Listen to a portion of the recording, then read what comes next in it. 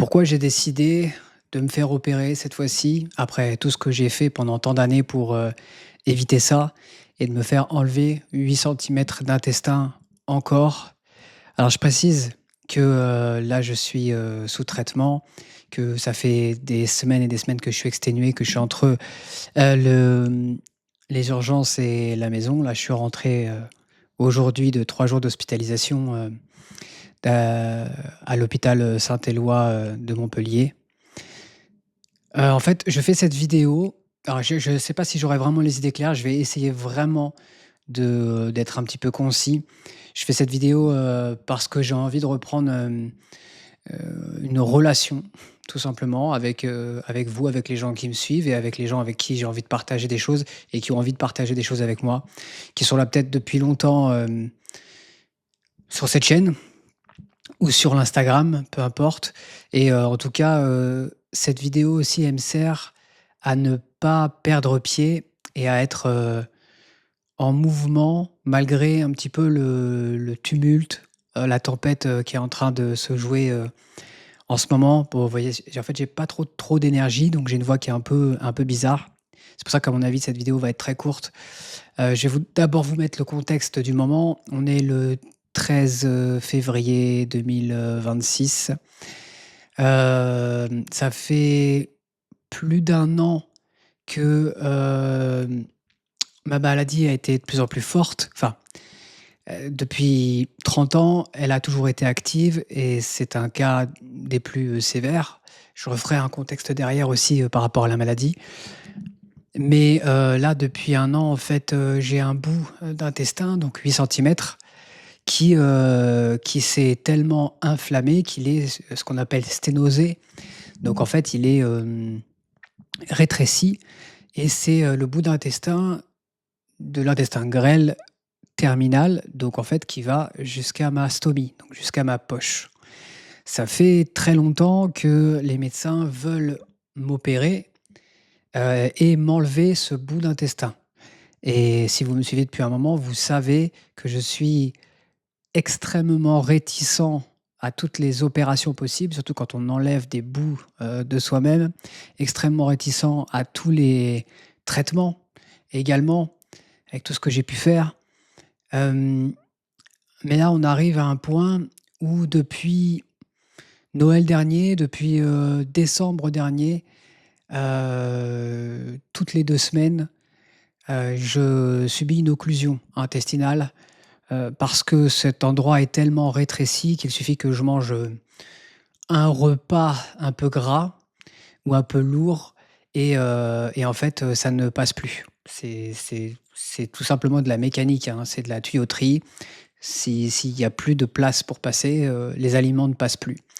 Donc en fait, ce qui se passe, c'est, une occlusion intestinale. Donc, pour ceux qui connaissent, pas trop, hem les aliments vont essayer de passer, vont forcer le passage et comme ça ne marche pas, ça va, générer des contractions, heu, une induration, de l'abdomen et des douleurs qui sont atroces, que je ne souhaite, sincèrement à personne et qui sont, toutes les minutes, toutes les 2 minutes, ça dépend, puisque en fait, avec le péristaltisme, donc en fait, le fait que les intestins fassent leur travail pour essayer d'évacuer, à chaque fois, ils font une secousse toutes les 2 minutes, peu importe et en fait, ça ne passe pas, donc ça se heurte à un mur et c'est dans ces cas-là un pronostic vital qui peut être engagé selon, la gravité de l'occlusion parce que, l'intestin en fait peut tout bonnement,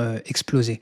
J'avais déjà eu un cas comme ça, il y a un an et demi, mais dans une autre partie de mon intestin qui est l'iléon et le rectum qui sont 2 parties qui ne sont plus, hem, en qui ne marche plus en fait, hein, dans mon corps.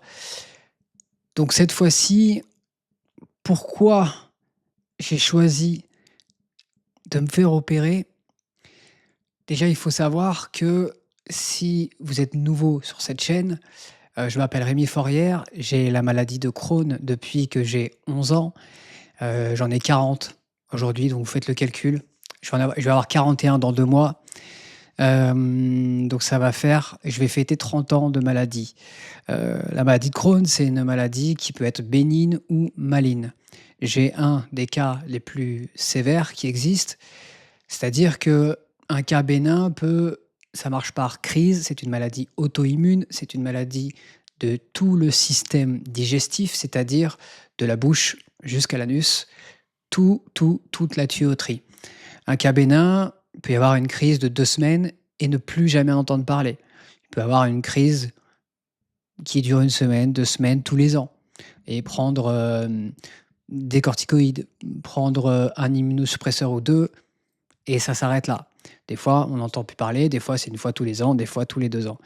Depuis que j'ai eu depuis qu'on m'a diagnostiqué cette maladie, pardon, hem j'ai d'abord eu une, parentérale, une nutrition parentérale pendant, je sais plus à l'époque, quand j'avais 11 ans, de 3 à 6 mois, j'ai pas mangé pendant 3 à 6 mois. J'étais alimenté uniquement par perf, directement au niveau du cœur. J'ai aussi une nutrition entérale, donc c'est-à-dire, une sonde nasale que je mettais tous les soirs et que j'enlevais tous les matins et quand j'étais à l'hôpital, j'étais à l'hôpital, mais j'ai aussi, vécu, ma scolarité, hein, comme ça, parce que quand j'étais en 5e, c'est le traitement que j'avais et donc du coup, je venais des fois avec, ma sonde scotchée sur le visage et puis ensuite, 20 ans d'immunosuppresseurs, donc des immunosuppresseurs. Je dis toujours que c'est des cousins de chimiothérapie parce que là où les chimiothérapies vont, détruire les cellules, les immunosuppresseurs, comme son nom l'indique, vont détruire le système immunitaire, enfin tenter de réguler, mais c'est quand même immunosuppresseur, et le système immunitaire et les cellules sont 2 des piliers de la vie dans le corps. Donc c'est pour ça que je fais référence à la chimio à chaque fois. Et puis évidemment, j'ai eu une quarantaine d'opérations. Moi, la crise est continue depuis que j'ai 11 ans et on m'a enlevé, tout le côlon quand j'avais 16 ans. Donc je n'ai plus de côlon, on m'a enlevé un organe quand j'avais 16 ans. Ça a été bien pendant 3 mois et puis la maladie est repartie, dans le rectum. Et puis il y a 10 ans, pas quasiment jour pour jour, 10 ans et demi. J'étais dans un état, déplorable, en train de mourir, disons-le et la stomie m'a sauvé la vie. C'est-à-dire que stomie, c'est poser une poche sur l'abdomen, faire une déviation des intestins et faire sortir un bout d'intestin du ventre. J'ai un bout d'intestin du ventre qui sort, comme ça et qui va dans une poche. Je vais plus aux toilettes, comme tout le monde, je vais plus aux toilettes, normalement. Je vide ma poche et je change ma poche. C'était il y a 10 ans. Entre-temps, j'ai fait beaucoup de choses. C'est juste un contexte de la maladie. Mais justement, cette vidéo est là aussi pour donner de l'espoir. Et d'ailleurs, même pas aussi, elle veut donner de l'espoir. C'est ça que je veux faire. Et aujourd'hui, avec ça, avec ce qui s'est passé depuis 1 an et demi, en fait, il faut savoir que très très tôt dans ma vie, vers 14-15 ans, je me disais que c'était pas normal, ça n'était pas logique d'être dans cet état-là. C'était pas normal. Que l'on croit en Dieu, que l'on croit en l'univers, que l'on croit en la source, que l'on croit en même rien du tout, que l'on croit en nous-mêmes, j'avais une intuition profonde que nous vivons, nous naissons en bonne santé et que l'état naturel de l'être humain est d'être en bonne santé. Sinon, c'est que c'est pas naturel, c'est que c'est quelque chose qui va pas, il y a un bug. Donc j'ai commencé à me documenter, j'ai commencé à lire beaucoup, à lire, à écouter, à visionner.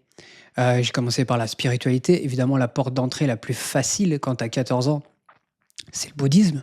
Donc évidemment, l'ego, vouloir faire mourir son ego, les réincarnations, tout ça. J'ai essayé de pardonner à tout le monde, ça a été difficile. Puis je me suis rendu compte que c'était pas forcément la voie idéale, surtout pour un occidental, où nous n'avons pas les mêmes mœurs, que les orientaux. Hem Et puis, au fil du temps, en fait, j'ai fait plus de 25 ans de recherche et d'expérimentation sur moi-même. Ça va du domaine alimentaire, j'ai fait, je dirais pas tous les régimes qui existent parce qu'il existe tellement de choses, mais ça va du régime sénégalais au le régime carnivore, paléo, crudivore, c'est-à-dire ne manger que des fruits et des légumes crus tout le temps. J'ai bu des jus de légumes à foison. Hem, j'ai étudié la psychologie, j'ai étudié la biologie, j'ai fait beaucoup de soins énergétiques, hein. Ça va du reiki, au chi, au chamanisme. J'ai fait une quête de vision, il y a 7 ans en Californie du Nord où j'ai été en haut d'une montagne dans 3 mètres carrés sans manger, sans distraction, sans montre, sans téléphone, sans caméra, sans rien du tout, juste pour se retrouver seul avec soi-même. Et j'ai vécu des choses extraordinaires. Je me suis explosé le mindset parce qu'évidemment le développement personnel est passé par là, il y a plus de 10-15 ans, je sais même pas. Et j'ai réussi. J'ai réussi à vivre mieux, j'ai réussi à m'aider, j'ai réussi à ne pas mourir extérieurement, intérieurement. J'ai réussi à aller chercher des rêves et Dieu sait, putain, Dieu sait qu'il en reste encore, mais tellement à aller chercher. Et c'est en ça que je veux que cette vidéo soit vous touche, en fait, vous touche, pas forcément vous touche, en tout cas qu'elle vous parle. C'est ça que je veux dire. Et donc j'ai fui les hôpitaux. J'ai fui les hôpitaux du moment où j'ai compris que le système conventionnel scientifique, médical, ne traitait que le symptôme et ne traitait que l'effet et non la cause. Ce qui est différent de la médecine chinoise, ce qui est différent de l'holistique, de la médecine holistique, d'aller traiter tous les corps et non pas que le corps physique. Et c'est pour ça que grâce à tout ce que j'ai fait, j'ai pu virer des traitements, j'ai pu voyager, j'ai pu me guérir certaines parties de mon corps par moi-même. Et pourquoi aujourd'hui je reviens dans cet hôpital et que je reviens et que j'accepte et que je choisis de me faire opérer et d'enlever ces 8 centimètres d'intestin, c'est que tout ce que j'ai pu faire m'a pris un bout de ma vie. Lorsque je faisais tout ça, lorsque je faisais attention à toutes les molécules que j'ingérais, lorsque je faisais attention à tous les compléments alimentaires que j'ingérais, toutes les quantités, heu, la digestion de certains aliments que je ne mettais pas avec d'autres aliments, pour ne pas interférer justement dans la digestion, le jeûne, tout ça me prenait toute ma vie. Toutes mes recherches prenaient un focus extraordinaire. Alors c'était passionnant, parce que je suis passionné par ça. Je suis tombé passionné, amoureux de la vie. J'étais déjà amoureux de la vie, mais de la vie aussi compréhensible, de la vie euh, vue par le prisme de la rationalité aussi, et non pas de l'amour, parce que la vie, pour être vue par ce prisme, doit d'abord être vue par l'amour. Euh, et, et en fait, aujourd'hui, je sais pertinemment que je pourrais refaire ça. Je pourrais refaire ça, mais ça me prendrait encore une bonne partie, de ma vie. Je pourrais régler cette histoire de sténose, je pourrais régler ce rétrécissement, mais en revenant dans un côté ultra drastique et en me focusant sur ça H24 pendant 6 mois, 1 an et demi peut-être. Et j'ai pas envie de ça. Et dans la vie, il y a des moments, il y a des épisodes. J'ai pesé le pour et le contre. J'essaye de voir plus loin, j'essaye de voir à long terme. Ce qui m'embêtait dans cette, opération, c'est que j'ai déjà plus de côlon. Donc c'est déjà compliqué pour, hem, dispatcher tous les nutriments et les absorber. C'est plus le rôle de l'intestin grêle d'absorber les nutriments et j'ai encore, Dieu merci, tout mon intestin grêle. Donc 6 ou 7 mètres, on a tous à peu près ça.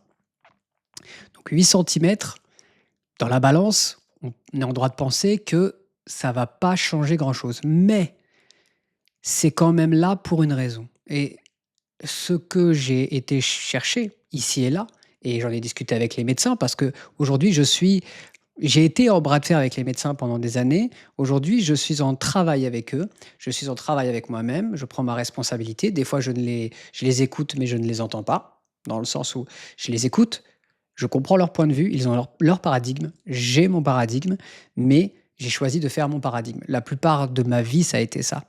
Là où la médecine conventionnelle est bonne et je trouve efficace, c'est dans l'urgence. Et c'est pour ça que j'ai décidé de me faire opérer, de me faire enlever ces 8 centimètres. C'est que là, je pense que nous sommes dans une zone d'urgence. Depuis 3 mois, je viens toutes les 2 semaines aux urgences dans un état grave. Je me fais hospitaliser quelques jours. Je reviens à la maison avec un gros traitement. Et je repars une semaine ou 2 en faisant attention à ce que je mange et je repars aux urgences. Et ce dont j'ai peur, c'est que si on enlève une zone de, nutrition, une zone d'absorption des nutriments, donc les 8 centimètres, c'est que évidemment, dans la logique, je serai de plus en plus carencé dans des choses les plus simples, hein, on va pas aller chercher très loin, mais tout ce qui est potassium, magnésium, manganèse, chlore, enfin toutes ces choses-là et qui, me ramèneront des difficultés de plus en plus dans ma vie, dans ma qualité de vie et je n'ai que 40 ans. J'ai encore la vie à bouffer, clairement. Il y a plein de choses que je vous partagerai et je ne veux pas être grabataire avant l'heure. J'ai déjà une partie de moi, une bonne partie de moi, qui n'est plus là. Et je veux pas être grabataire avant l'heure. Certainement pas. J'ai pesé le pour et le contre. Je pense, en ayant parlé avec des médecins chinois, en ayant fait mes recherches, en ayant parlé avec le médecin, 8 centimètres devrait presque, parce que ce n'est pas possible, pas beaucoup, ce n'est pas possible rien du tout, mais presque ne rien changer. Et ça pourrait me faire repartir pour 5, 6, 7 ans. Le problème avec cette maladie et avec la mienne, c'est qu'elle est active H24. Donc c'est pour ça aussi que je dis que peut-être qu'aujourd'hui, je vais écarter un danger et que je vais vivre mieux, parce qu'aujourd'hui c'est invivable, clairement, entre les douleurs et le fait que je ne puisse pas réaliser mes projets. Je ne peux pas, c'est impossible. En fait, le truc, c'est que potentiellement, dans 5, 6, 7 ans, il se repasse la même chose. Et donc tous les 6 ans, on m'enlève 8 centimètres d'intestin.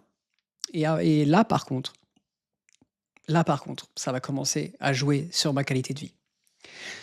Voilà. Écoutez, j'ai fait un peu le tour, c'était un peu décousu, je suis désolé, je suis sous traitement. Ce qui va se passer aujourd'hui, c'est qu'en fait, je suis reparti avec une grosse dose de corticoïdes aussi simplement, du monde, hein, une grosse dose pour pouvoir, casser l'inflammation. Ça fait 3 jours que je mange pas. Là, je viens juste de manger ce soir. Mon dernier repas, c'était mardi midi. On est vendredi soir. J'ai mangé des biscottes ce midi, voilà, c'était ça, pour reprendre un peu le transit. Je pouvais pas avant parce que ça aurait, remis les choses en branle et comme il y a des complications, on avait décidé de m'opérer avec le chirurgien la semaine prochaine. On était tombé d'accord et en fait, il se trouve qu'autour de ma stomie, j'ai c'est pas solide, en fait, c'est fragile et donc il y aurait des complications de cicatrisation qui me pourriraient la vie pendant, plusieurs semaines, peut-être plusieurs mois.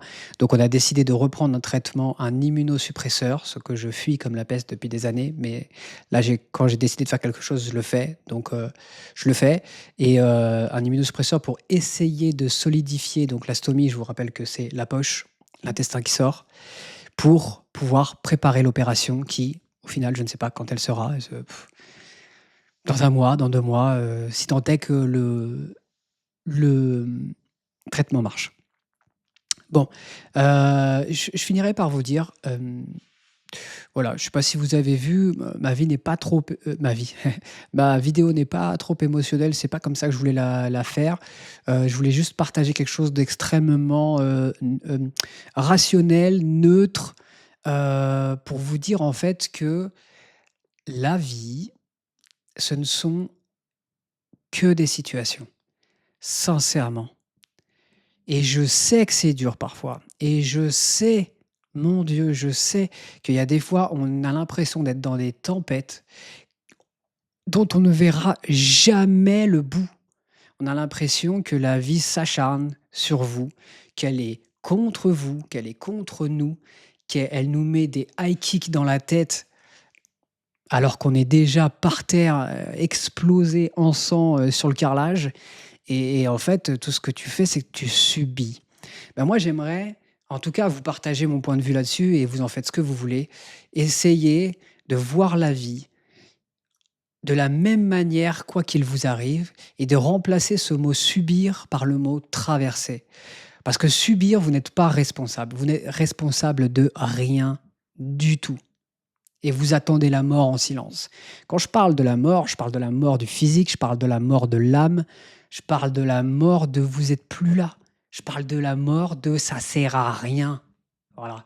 Ça je le dis avec le cœur, traversez les situations.